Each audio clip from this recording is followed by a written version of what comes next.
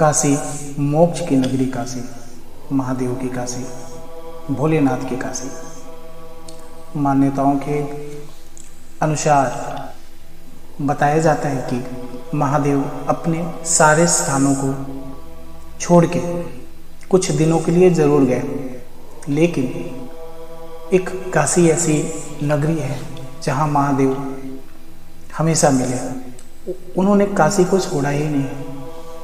काशी की गलियों में, काशी की पगडंडियों में एक अद्भुत आनंद का अनुभव होता है। काशी के कण-कण में महादेव का वास है।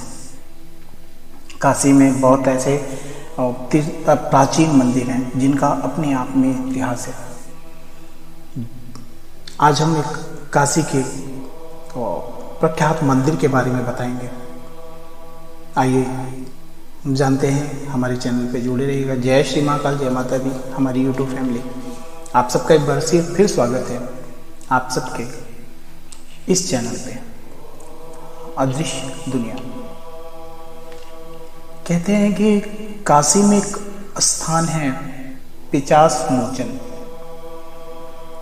पिशाच मोचन एक कुंड है, बताते हैं वहाँ पे एक प्रांगण है, एक मंदिर है। जानते हैं काशी को मोक्ष की नगरी कही जाती है। ऐसी मान्यताएं हैं कि यहीं से भगवान शिव ने सृष्टि रचना का भी प्रारंभ किया। कहते हैं यहाँ से जो इंसान अंतिम सांस लेता है उसे मोक्ष की प्राप्ति होती है। इसीलिए कई लोगों ने अपने अंतिम समय में काशी में ही आकर बस जाते हैं। मोक्ष नगरी काशी में चेतगंज थाने के पास एक बहुत प्राचीन मंदिर पिशाच मोचन, पिशाच कुंड। ऐसी मान्यता है कि यहाँ हिंदू धर्म में त्रिपिंडी श्राद्ध करने से पितरों को प्रेत बाधा से और अकाल मृत्यु से मरने के बाद विधियों से मुक्ति मिल जाती है। इसीलिए पितृपक्ष के दिनों में पिशाच मोचन कुंड पर लोगों की भारी भीड़, भारी जनसैलाब उमड़ती है। श्रद्धा की इस विधि और पिशाच मोचन तीर्थ स्थली का वर्णन गरुड़ पुराण में भी मिलता है। हिंदू ग्रंथों में एक पुस्तक है जिसका नाम गरुड़ पुराण है। उसमें भी पिशाच, बनारस के पिशाच मोचन का वर्णन है। जानते हैं कि भारत में सिर्फ पिशाच मोचन कुंड पर ही त्रिपिंडी श्राद्ध क्यों होता है, जो पितरों को प्रेत बाधा और अकाल मृत्यु की बाधाओं से मुक्ति दिलाता है। मान्यताओं में इस कुंड के बारे में गरुड़ पुराण में भी बताया गया है। काशी का खंड की मान्यता के अनुसार पिशाच मोचन मोक्ष तीर्थ स्थल की उत्पत्ति गंगा की धरती पर आने से पहले से ही है। वाराणसी के पिशाच मोचन कुंड में ये मान्यता है कि 1000 साल पुराने इस कुंड किनारे बैठकर अपने पितरों, जिनकी आत्माएं असंतुष्ट हैं, जो भटकती हैं, जो परेशान हैं, जो प्रेत योनि में उनकी असंतुष्टि है, उनके लिए यहाँ पितृपक्ष में एक विशेष भीड़ होती है, विशेष पूजाएं होती हैं। आकर यहाँ पे कर्मकांड ब्राह्मण से पूजा करवाने से मृतक को प्रेत योनि से मुक्ति मिल जाती है। और भी मान्यताओं के अनुसार यहाँ कुंड के पास एक पीपल का पेड़ है, जिसको लेकर मान्यता है कि इस पर अतृप्त आत्माओं को बैठाया जाता है।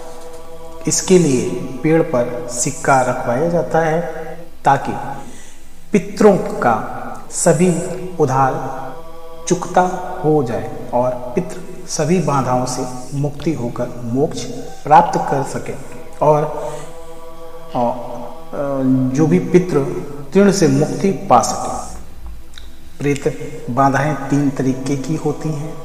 इनमें सात्विक, रजस, तमस शामिल है। इन तीनों बाधाओं से पितरों को मुक्ति दिलवाने के लिए काला, लाल और सफेद झंडे लगाए जाते हैं। इसको भगवान शंकर, भगवान ब्रह्मा और श्री कृष्ण के प्रतीक रूप में मानकर तर्पण और श्राद्ध का कार्य किया जाता है। प्रधान तीर्थ पुरोहित के अनुसार बहुत सारी चीज़ें हैं जो क्या कहते हैं, पितरों के लिए 15 दिन स्वर्ग का दरवाज़ा खोल दिया जाता है। ये बताया जाता है कि यहाँ पूजा पाठ, पिंडदान करने के बाद ही लोग गया के लिए जाते हैं। और भी चीज़ें प्रचलित हैं। कहते हैं कि जो कुंड वहाँ है वो अनादिकाल से है, भूत प्रेत सभी से मुक्ति मिल जाती है। तो ये 50 कुंड है बनारस का, बड़ा प्रचलित स्थान है हमारे पुराणों में, हमारे गरुड़ पुराण में पितरों के लिए बहुत सारी जानकारियाँ दी गई हैं।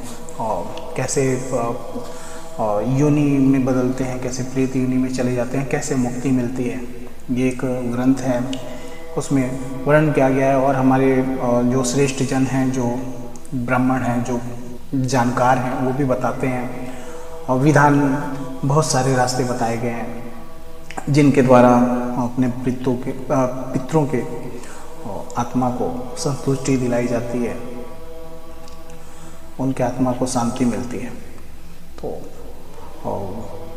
ये रास्ता है जो बनारस, एकमात्र बनारस में 50 मोचन में होता है। अगर ऐसी बाधाएं किसी को लगे कि उनके पितरों को इस तरह की परेशानियां हैं, तो एक बार किसी जानकार से बात करें और ऐसी जगह पे एक बार ज़रूर जाएं, जिसके द्वारा हो सकता है आपको, आपके परिवार को एक रास्ता मिल जाए और एक सुखी जीवन जीने का रास्ता मिल जाए और आपके पितरों को भी मुक्ति मिल जाए। वीडियो कैसा लगा? अगर जो भाई जानते हैं, जो हमारे श्रेष्ठ जन जानते हैं, तो हमसे कुछ कमियां हुई हो तो उसके बारे में भी बताएं। और वीडियो अच्छा लगा हो तो लाइक ज़रूर करिएगा, सब्सक्राइब करिएगा, शेयर ज़रूर करिएगा। महादेव आप सबको स्वस्थ रखें। जय माता दी, जय श्री महाकाल।